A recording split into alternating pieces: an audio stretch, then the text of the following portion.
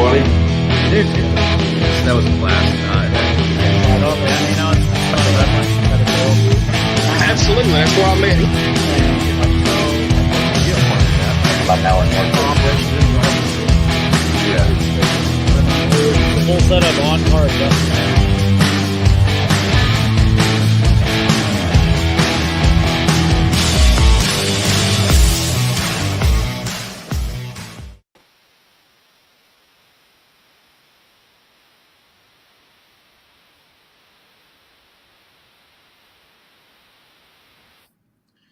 Jimmy, what's going on, man?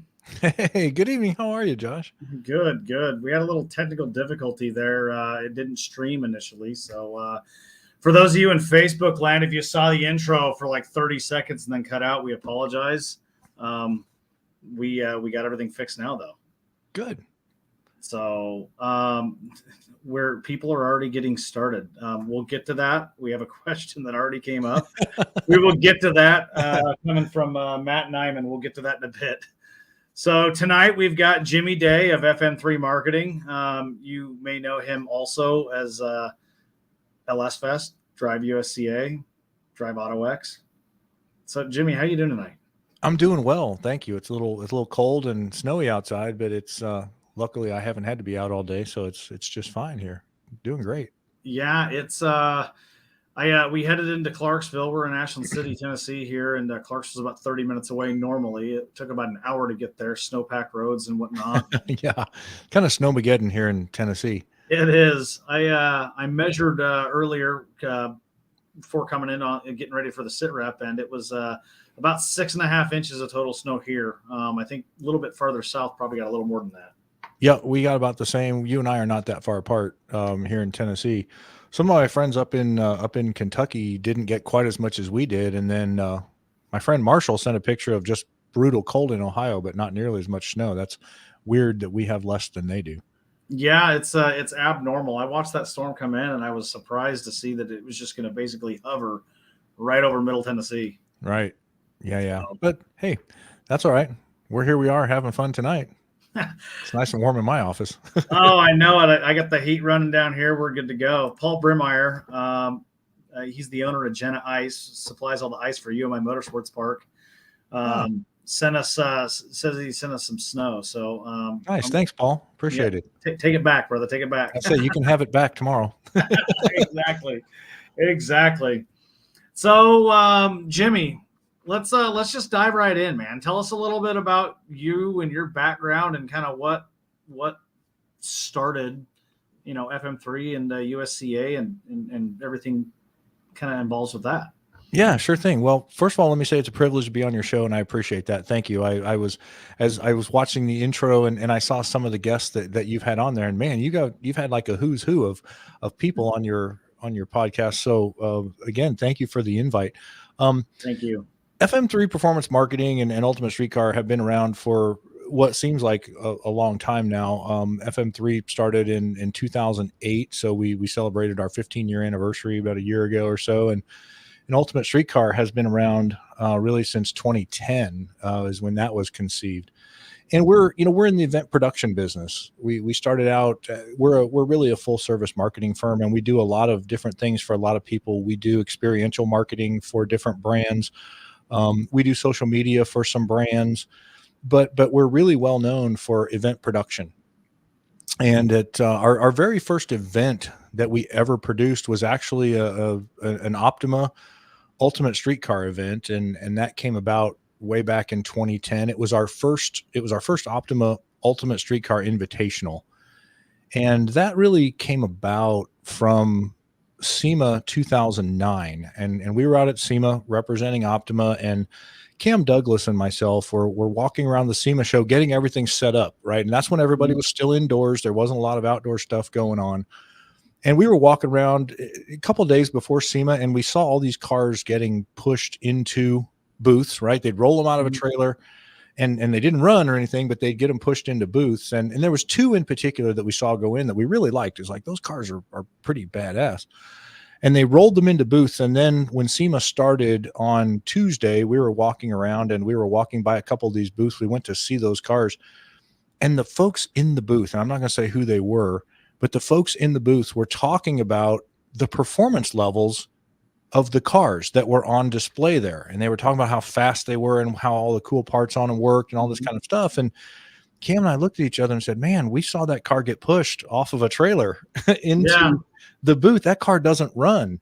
And these people are basically fibbing about the performance level of this car. And that was kind of the inspiration for the idea of, wouldn't it be great if there was an opportunity for people that built these really cool cars to kind of put their money where their mouth is and showcase how well their parts actually worked, or how well the levels of service they could provide, or how they built the car. It really worked. Yeah. And as we talked about that, it's like, well, yeah, if we built a platform for that, it would really help the industry as a whole, because an event that would showcase these type of cars would be good for the parts manufacturers. It would be great for the builders, and it would be great for the drivers of these cars. So we kind of built the whole concept of the Optima Search for the Ultimate Street Car on the concept that it's really here to highlight all of the people involved in the enthusiast marketplace. And if we can do this successfully, it'll help stimulate commerce amongst all of those parties. So that was the concept when we first did it. Yeah. It's changed quite a lot since then. that concept is still there, and that's the core. That's the core of what we do, right? And that part has been very successful, right? But the event now looks a lot different than what it used to. The first event we had, the very first invitational after SEMA in 2010, we had, I think, 26 cars that started and 11 finished the event. If I have my numbers right, it's going back a ways now. 15 years ago at this point. Yeah, a couple of them were rental cars, I think, that some of the manufacturers brought out, because we were just trying hard to fill the field, right? Yeah. It was such a new concept for people to actually build these SEMA quality cars and actually bring them out and flog on them. Yeah. Now it's not such a new concept, but back then that was a pretty novel concept, and nobody really had any idea of how difficult the segments that we have are on these cars. Yeah. Yeah. So we're really proud of the fact that people build them better than they used to now. Oh yeah. I mean, you look at any event, you're going to have a couple broken cars, just an autocross, but you add the fact that it's an autocross, it's the speed stop, and you're coming down from 60 miles an hour plus to nothing in a stop box, and the road course. And, not only that, but the cruising. And people don't realize that when you're cruising, down Las Vegas Boulevard out to the track, stop and go traffic, it doesn't number on things, and most people don't think about that. I will tell you that's as hard on the driver as it is on the vehicle sometimes as well. That was sometimes some of our biggest complaints, especially in Vegas, because we took the road rally seriously. We still do. Yeah. It's the street car version of what we do, right? That's the element that proves these cars actually can drive on the street. And we've heard a lot from our drivers, and you go out all day long beating the snot out of your car on a racetrack, whether you're autocrossing at speed stop or road course. And by the time you get to the evening, the last thing you want to do is drive down Las Vegas Boulevard and stop and go traffic for, 90 minutes. So we've learned a lot. The events look a lot different than they used to. And the fact is that we, on average, have about 80 cars at all of our events, and typically 75 of them finish.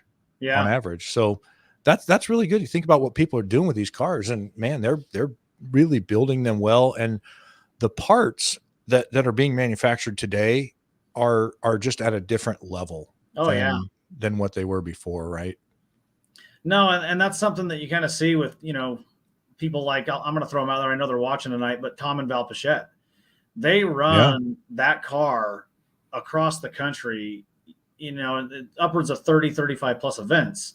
Yep. And they're getting through it. And it just showcases a true high performing street car. And Val drives the hell out of that car. I mean, she rock and rolls in that thing. And so that's a testament of what a good quality build can do, and what new modern, parts out there on the market are able to do.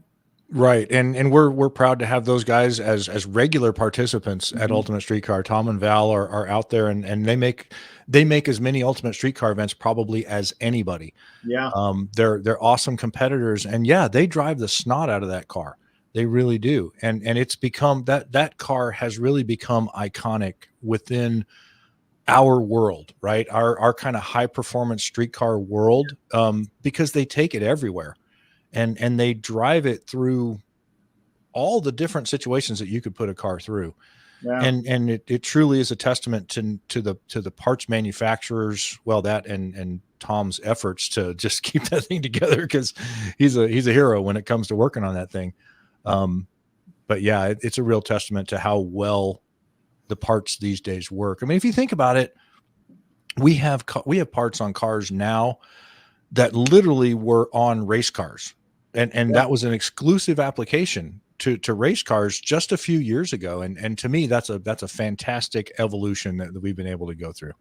No, it definitely has. I mean, you're seeing all sorts of builds from, mild, late model Mustang or a Camaro that, they did some suspension work to, and maybe a little bit to the engine, to full complete builds. I'll give Chris Smith as an example in the Angry Smurf. That car is that is an incredible build, but not Yeah, only is it an incredible build, but it's very clean looking. It's very nice.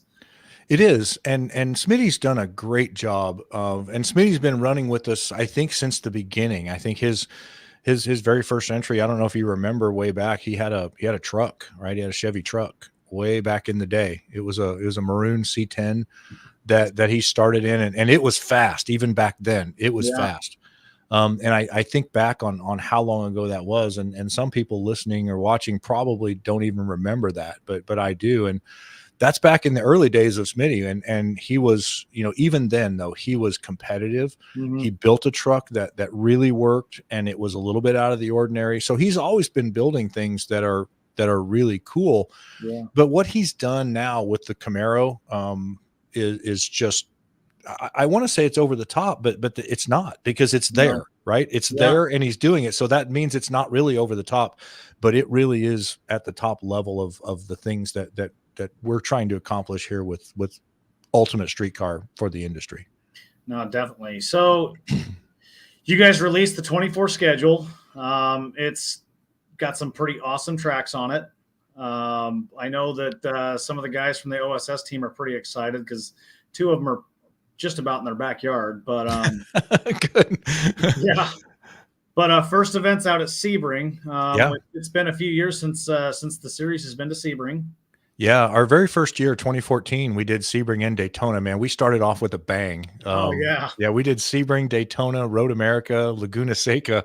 All four of those were in our very first year in 2014, and we learned a lot of things during that first season. I think the first season we had 10 events, Yep. which we figured out was too many.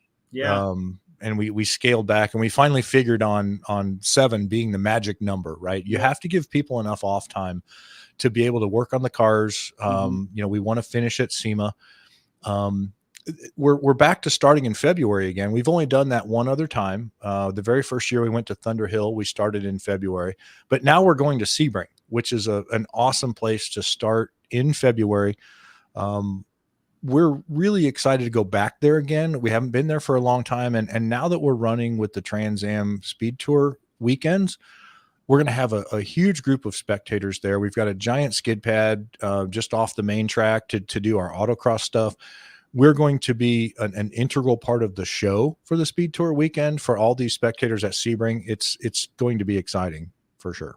No, it looks it. It definitely looks it. I know we've got Chris Brown is registered, and he'll be down there from us. And we're hoping to get a few more of us down there just to at least be there Right. as part of it. So it's definitely an exciting deal. But moving past that, heading across the country, Thunder Hill in California. The very next weekend. I mean, literally, we are going to drive. And it's funny, I'm going to be in Florida for a couple of weeks before Sebring because I've got some things I have to do down in Florida. So I'm planning on driving down, and we're going to visit with some friends. And then we've got some customers down there. But then we're going to go to Sebring. And then I have to drive back from Sebring to get to Nashville in time to get on an airplane and fly directly to Thunder Hill for the next weekend. And of course, our truck and trailer, both of them, our autocross ops trailer and the Optima rig, have to get from Sebring to Thunder Hill, which based on Google Maps says that's a 44-hour drive. Oh man, that's brutal. That's a long one. And I know you're planning on making that same trip, but you're probably doing it like I am, right? You're going to jump on an airplane. Yeah. We may be on the same flight depending on when you're going. I know it, man. I know it. That's a haul. But then there's a little bit of a break, and then Laguna Seca in May. Yes. And another really exciting event. Our very first year we got out to Laguna Seca, and it was a learning experience. Let me put it that way. We did a lot of research because we knew that Laguna Seca had some noise restrictions. Yep. We had gone out there, and we'd literally gone out about a month beforehand. I took my AMX out there. I had it out on the West Coast, and we brought in some other of our West Coast friends to come to Laguna Seca just to do some sound tests. We wanted to see how the cars were going to peg the meters at Laguna Seca, figure out where the sound was, and figure out how we could best follow the rules at Laguna Seca, right? So we were doing the autocross on the kind of the inside paddock area there. It's their paddock, but we were kind of in the middle of the track there, and that's where we had our autocross plan to do. So we did all our sound tests on the track because that's where they told us the sound meters were. Well, when we started doing autocross, even before we got on the road course, some people came running over and said, whoa, you guys are blowing sound. And we're like, well, wait a minute. We're not even on the road course. We're down on the autocross place. Well, apparently some people from the county happened to be at Laguna Seca that day. They were doing have you ever heard of a color run? Oh, so, yeah. So they throw colored cornmeal on runners as they go by. It seems kind of silly, right? I don't like to run that much anyway, but I certainly don't want people throwing junk at me. But but apparently they had one of these going on, and there were some people from the county there at that event. They heard the cars down in the paddock area and immediately threw up their hands and said, whoa, wait. So they tried everything they could to get us shut down, and we weren't having it. We said, look, you did not tell us that there was sound restrictions in the paddock area. We have it.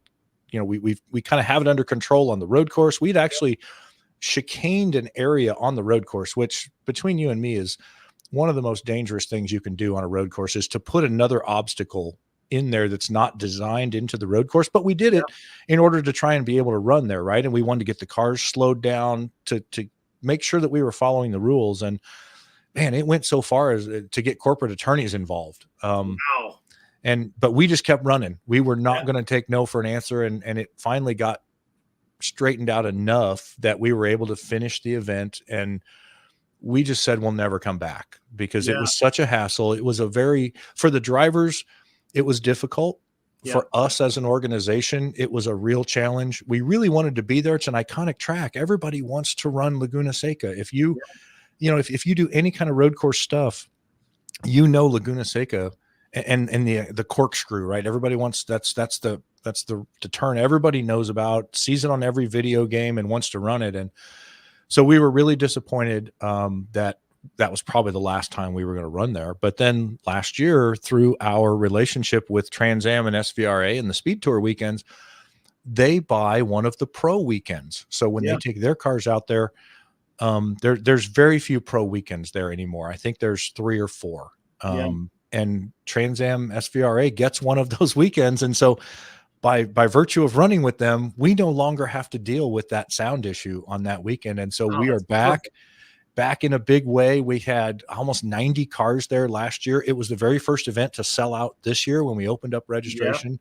So it's pretty exciting. And I love that place. It's a beautiful place. It's a beautiful place in the country. The track itself is beautiful. And it's a great opportunity for us to be able to break bread with our West Coast participants, who are just a wonderful group of folks. No, and that's exciting. So moving forward past that, we get another kind of a long break hitting Road America end of June. Yes. And we've been at Road America every year since 2010. Every single year since 2010. We've never missed Road America. And again, for this one's really for kind of our Midwest region folks.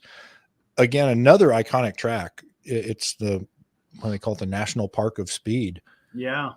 My home track, I learned to drive at Road America, and so I have hundreds of laps there. It's one of my favorite places to go, and one of our drivers' favorite places as well. And again, the opportunity to go there this year, we're changing it up a little bit. Last year we were there with the SVRA group. Mm-hmm.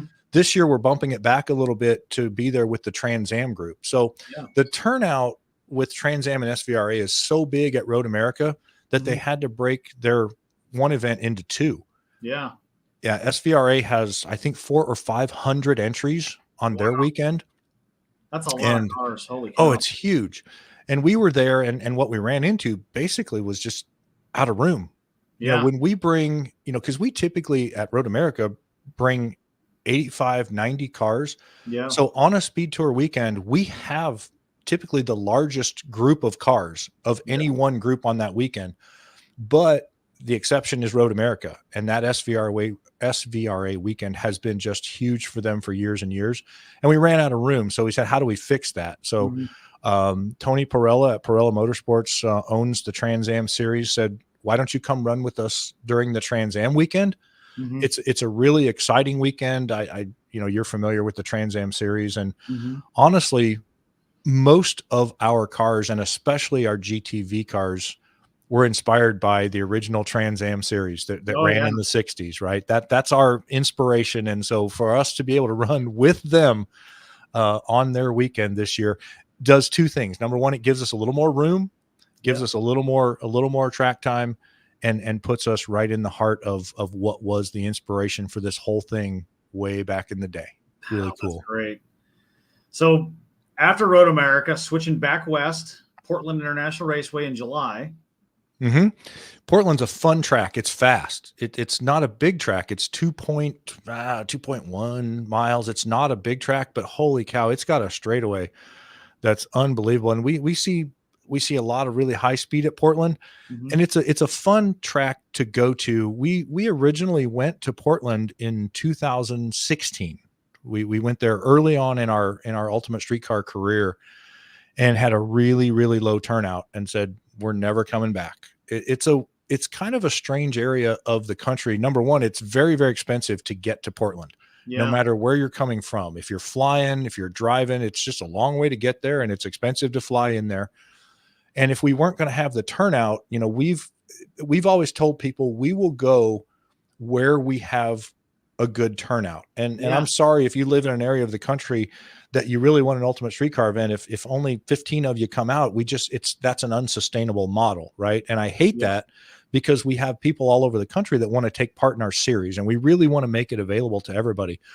But there's just certain economics that you have to pay attention to. So, and I'm going to give all the credit in the world to Jordan Priestley. I don't know if you know Jordan. Yeah, JDP. Yeah. So, and he runs Revolting Performance now as well for the Teslas. But a few years back, he's like, why don't you ever go to Portland? And I said, Jordan, we can't get enough people to go to Portland. And he said, well, what if I get enough people? Would you come back there? And I said, I will consider it, but I'm not going to take your word that people are just going to show up. People have to sign up before we even make the commitment. And he said, I will guarantee you 50 people will show up in Portland. Man. And I'm like, holy smokes. Okay. That's a tall order. I said, if you can get 50, I can get another, I can get another 25 or 30, and that'll fill up our event. Right. So we took a shot, went back to Portland, and he followed through on his word. And, and I think the first event we had back there in Portland, we ended up with about 65 cars. Wow, that's awesome. So we've been getting over 60 cars there, which for us is not typically a full field, but it is in Portland. And it's enough for us to be able to be in Portland. Keep that Northwest and keep that Northwest group going. Yeah. That's awesome. Yeah. All right. So next one's a new track for USCA. Summit. So I've run at Summit Motorsports Park myself. We did, I've been there a couple of different times. My first time there was for one lap of America, and it was a fun track. I'll never forget it, because I drove beyond my talent level. at that track. That was one of the first tracks that I actually figured out that my talent level is not infinite. Luckily, no harm, no foul, Yeah. and got lucky. You know, like some of us do. Sometimes you get lucky, and you're like, "Whew, boy, that was very lucky," and I was. But we're excited to go back to Summit, and it's such a beautiful place now because there's actually three tracks at Summit now. And they've got a big skid pad and kind of a place where they do drifting, and that's going to work great for us for an autocross and track. So I think it's going to be a really exciting event at Summit, and it allows us to kind of get to an area that I'll say has been underserved, if you will. A lot of people are very excited about going to Summit Motorsports Park for sure. Yeah, it definitely so. And then we're going to get to some of these questions. We've got a bunch of you guys asking questions here. We're going to get to you in just a minute. Is one of the questions, which track are we going to run at Summit? Because there's three of them there, and I'll take the suspense away. We're not sure yet, but TBD. Yes, TBD. I cut my teeth at that track on Shenandoah. And is that what the smaller of the tracks? Because there's a big one. This is the main track, right? Yeah. Then there's Jefferson, right? Yeah. And then Shenandoah. And I think Jefferson's the smallest. And Jefferson's a small one. Okay. Shenandoah's got where they've got a few different corners that were designed off of other racetracks. Like they have a replica of the carousel and things like that. And gotcha. When I was there, it was for a defensive driving course for the military, but we were hot lapping Crown Vics around that place. And we were talking about that earlier on the podcast earlier. That sounds like fun. I hot lapped a Crown Vic around that place, burned up a set of tires and brake pads in that thing. And by the end of the day, I've been bugging the instructor all day. Let me take the carousel. Let me take the carousel. And finally, the last lap through, he did. And just like you, I learned my limits quite quickly. And I come out of that thing, car sideways. I don't know how we didn't end up in the wall. Yep. Either way, got through it. And he's like, yeah, you never run on concrete before. At the time, I'm like, nope. He's like, yeah. With that kind of banking in concrete, when the car loses it, it loses it. There's no fixing it. You will not, repair that. So there's no catching it. It's very, very grippy right up until it isn't. Exactly. All right. So last event of the year before SEMA, and this one's where some people start sweating bullets because they're trying to get that invite. Yes. Virginia International Raceway Patriot Course. Yeah, and we run the Patriot Course, which the first year we did that. This will be our third year back there now, and of all the tracks that we had requests to go to, VIR was probably in the top two. Yep. We just had request after request. Please put VIR on the schedule. And for us, it was just impossible to get it on our schedule to run there by ourselves. Yeah. Because their weekends there are full and people don't ever give up a weekend. And they said, well, we can get you in on a weekday if you want to come in on a weekday, but that doesn't really work for us and for our participants, right? Most of our participants, all of our participants by rule have to be amateur drivers, but that typically means that they have another job during the week, right? And that's how they support their racing habits. So for us, it wasn't really an option to go there during the week. But again, because of our relationship with Trans Am and SVRA, we were able to go with them, and they offered us the Patriot track. And the first year we went there, a lot of people were like, the Patriot track, it's a little over a mile and it's not VIR. Yeah. But it sure has its own personality, and what a fun track. And what we did there is we got really creative because there's no skid pad at VIR. And so it's like, well, where are we going to do the Peak Performance Challenge and where are we going to do the autocross? Well, what we did was we turned that 1 point something mile track into both of those elements, and we run them simultaneously. That's perfect. So you start and you do the Peak Performance Challenge into a box, and then you drive ahead about 50 yards and you start what we call a track cross, but that's the autocross segment. And then you come back and do it again and again. And people really love that format. And then because we have that Patriot course all weekend long, we're able to run what we call the old schedule and have run sessions throughout the day on Sunday. So everybody gets 3 run sessions in the morning and 3 run sessions in the afternoon. There's a ton of elevation change on that Patriot course. And it turns out that people absolutely love it. And so that now they're excited about that particular format and that particular track. So, and because it's 1.1 miles, we only allow 65 entries there, right? You Yeah. can't put 100 cars on that 1.1 mile track and give people the experience that they really want. And we've always built our events, not just Ultimate Streetcar, but all of the fest events and all of the other events we do around the participant. Yeah. We want them to have a great experience. It's not, we've never focused on putting butts in seats and just getting a ticket dollar, right? It's all about the participants. And we feel like that if the participants are having a great time, that energy kind of flows out and they create the show, right? Yeah. They are the show. And that's when the spectators get really excited, is when they can feel that energy and that enthusiasm coming from the drivers. And that's always been our focus. So that one's really worked out well. That's awesome. So let's go ahead and follow up on some of these comments that we've got. I'm going to just throw it out here because it's been asked about 6 different times. Yeah. Okay. What tires are not allowed? And I'm going to follow that up with, we've got multiple comments on the Vtour P1. Yeah. Yeah. Okay.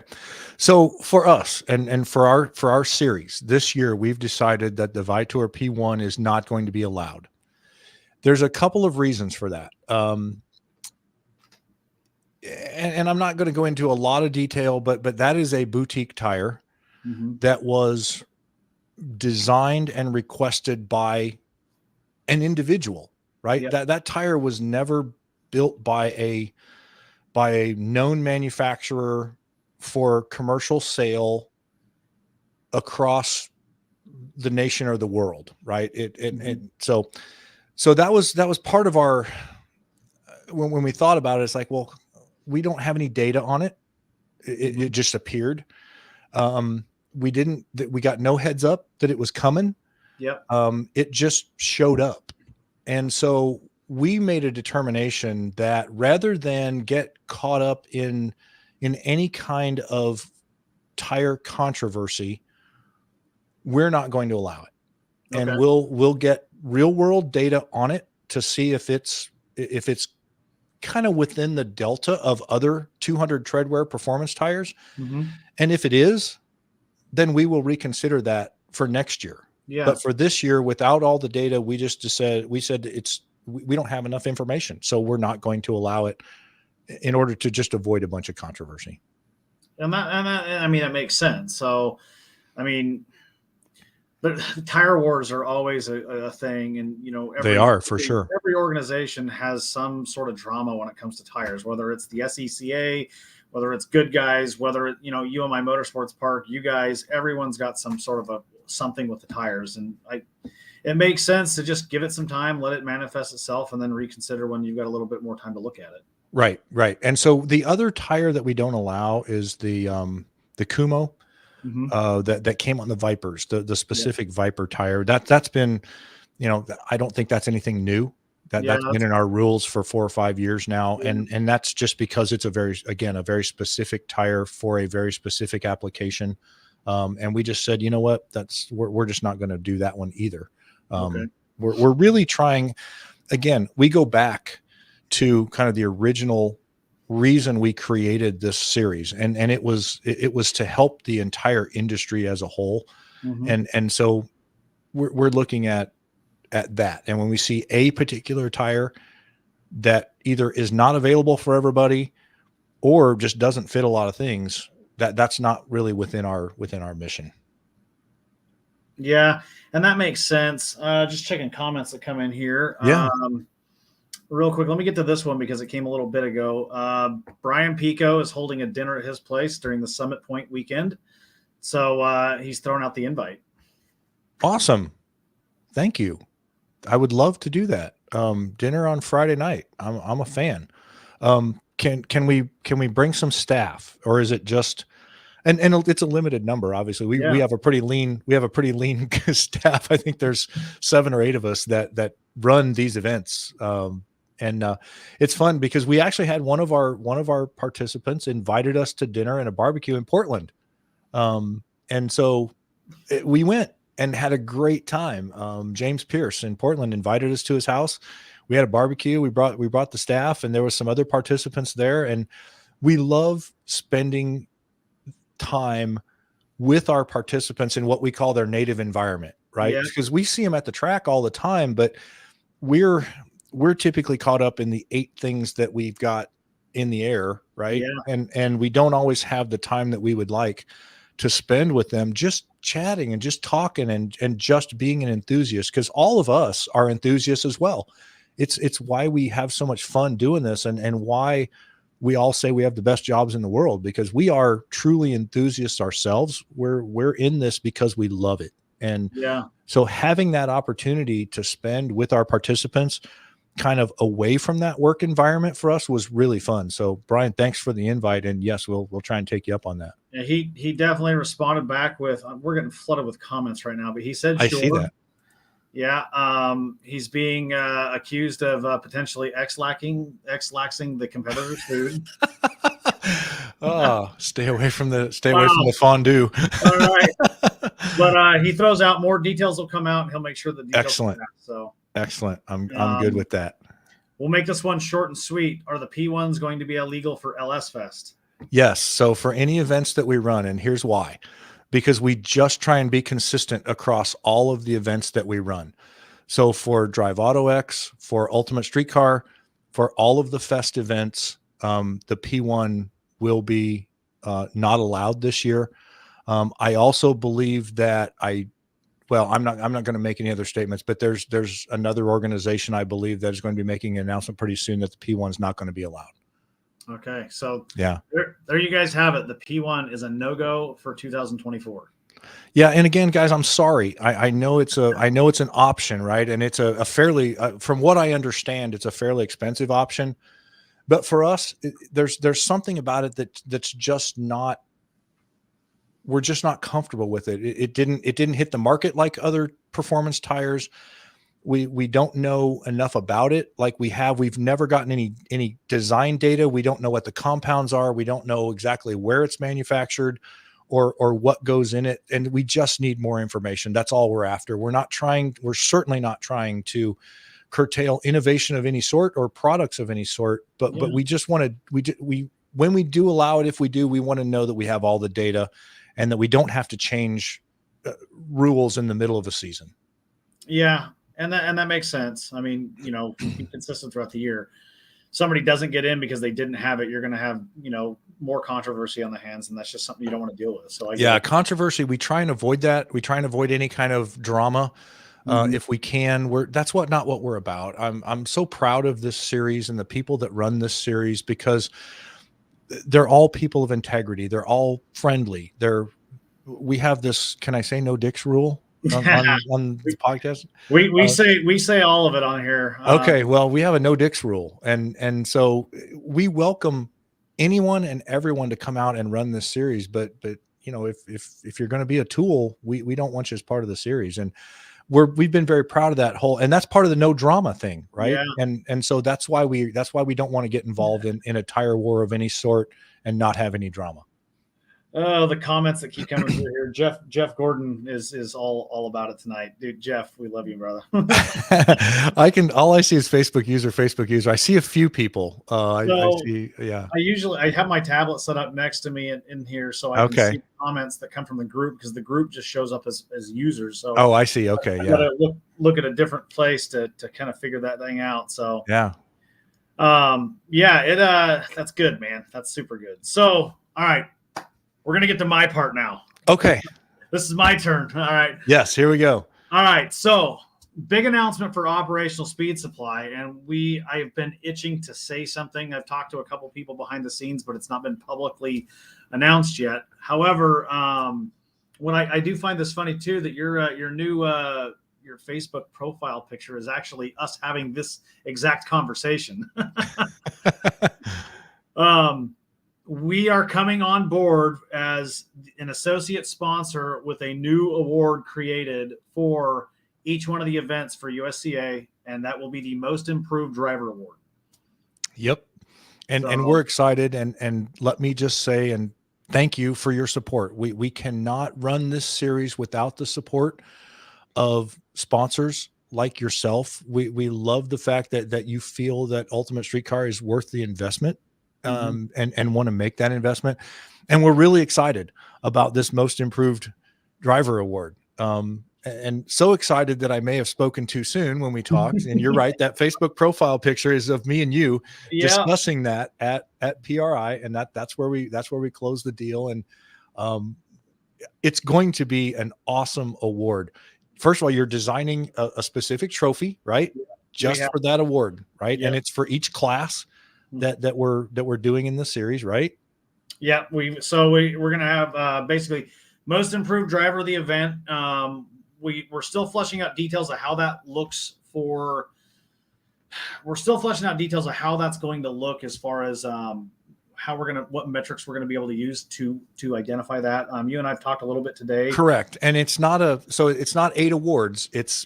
But it's across all classes. So the Most Improved Driver can, the Most Improved Driver can, I misspoke. I said all classes, but it comes from all classes. It can be anyone. It's not any one specific class. So it's just the Most Improved Driver of the event.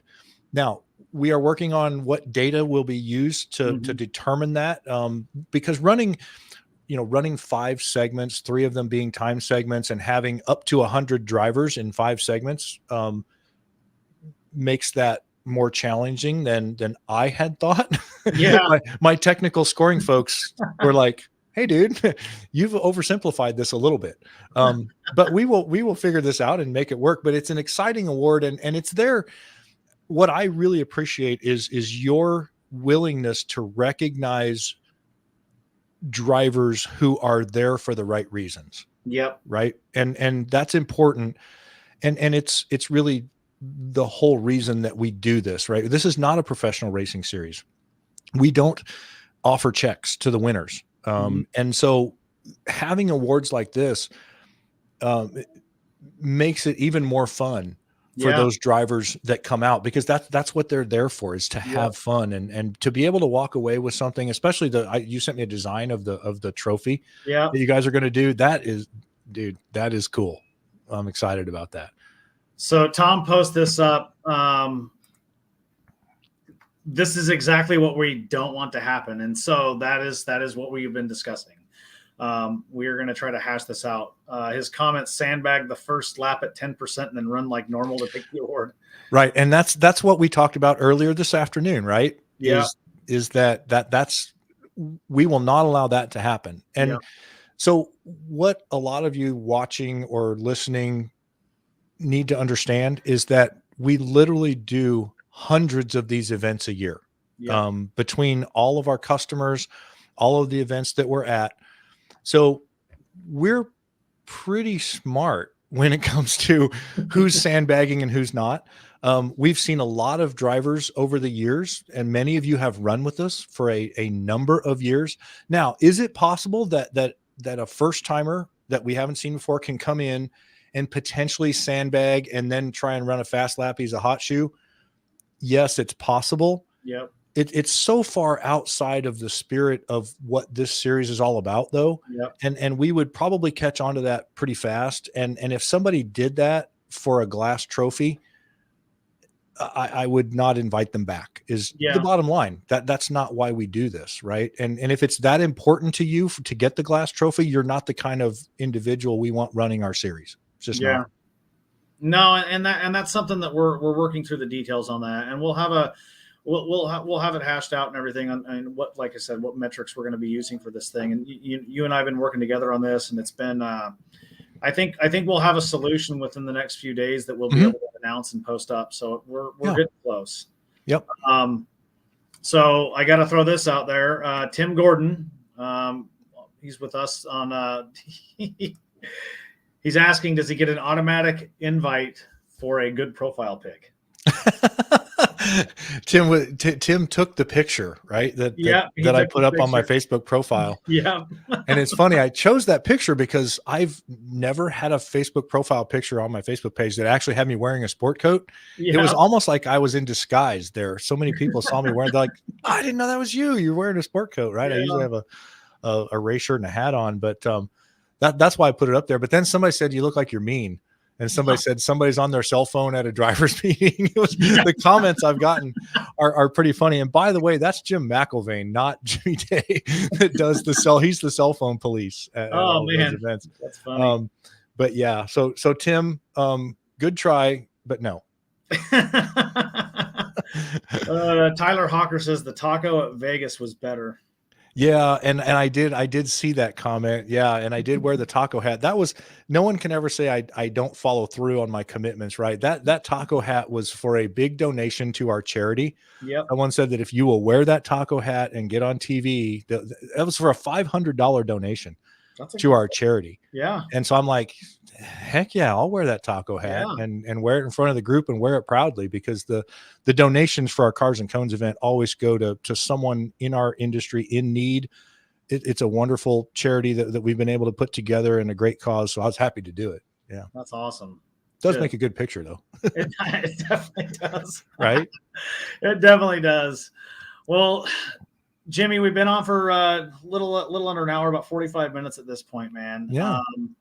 I can't thank you enough for coming on here and giving us the opportunity to be part of the series this year. Our drivers are going to be competing at 4 events. I am going to try to make one of them in my car. It's getting a little bit of surgery, and I've got this move to Florida happening, so it's a little up in the air on whether I'll be there in participation mode or whether I'll be there in sponsored President OSS mode. But we'll definitely be there. And we're excited about this. It's going to be a great season. I can't wait. Yeah, we're looking forward to the season. I'm always excited to get back out to the track. It's kind of where I feel like I'm most at home is at the track with my friends, doing what we do. This time of the year, I find, is the most difficult time of the year. People always ask us what we do in our off season. Well, we don't have an off season. This is our on season. This is where we plan and prep for everything that actually takes place, so that when you get to the event, that's kind of like the end of that process, right? And this is the part, what I'm doing now, that nobody sees. And for me, it's the most difficult, because I'm sitting at my desk 8 or 9 hours a day doing contracts and going through things like you and I have been going through. It's all the details that we put together. So there really is no off season. What we do have, though, is a travel season and a non-travel season. So we are in the non-travel season, and I do enjoy, I do enjoy that as well. But also wanted to tell you, thanks for letting me be on here. This format is awesome. I love this, because it's just you and me talking, but I feel like we're in a giant group, because I'm seeing all the comments here and the people watching. And so I just want to say thanks to all of you that are watching and listening to us. Thank you for making this experience for me to be great. It's been a wonderful experience. No, definitely, man. Thank you for coming on board. I can respond to this. Adam Benaway, give me a call, man. Shoot me a message. Give me a call. We would definitely be looking for potential another driver to rep OSS. So, hey, there's Ramey. Hey, Ramey, how you doing, bud? What's going on, brother? So just, final recap. 24 is going to be an awesome season for USCA.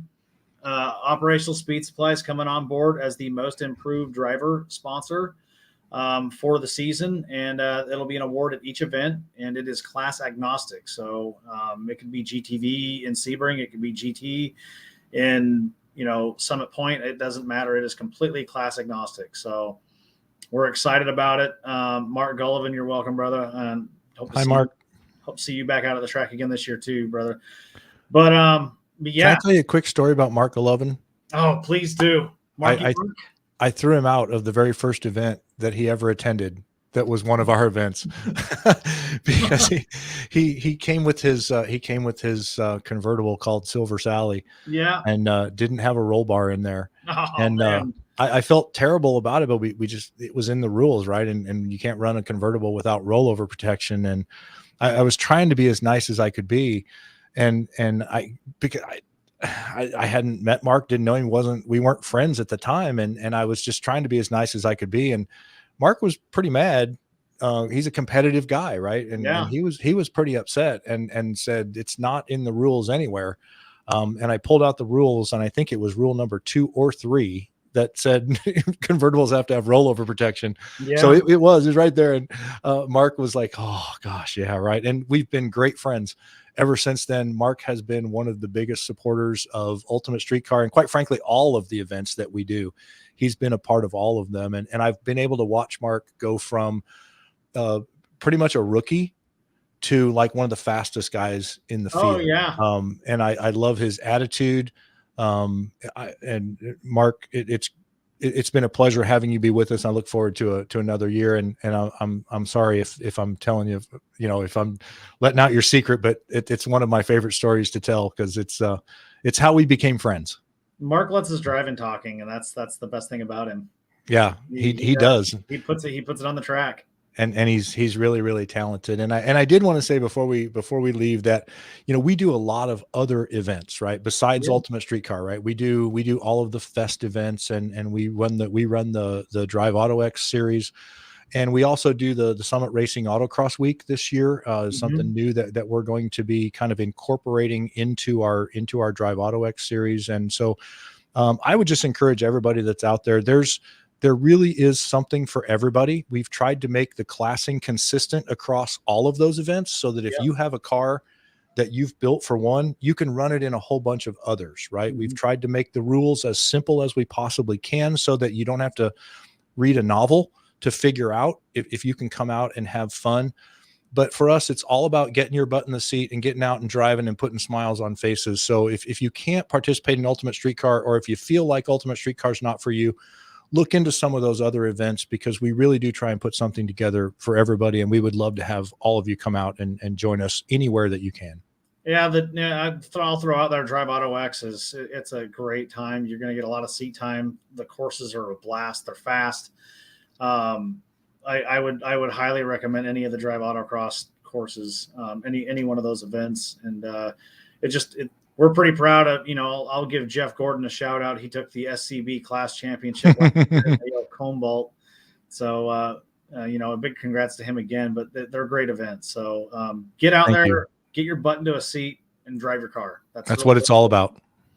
Yeah. So, well, right on. Well, Jimmy, thank you again for coming on. Everybody in Facebook land, thank you for, tuning in tonight.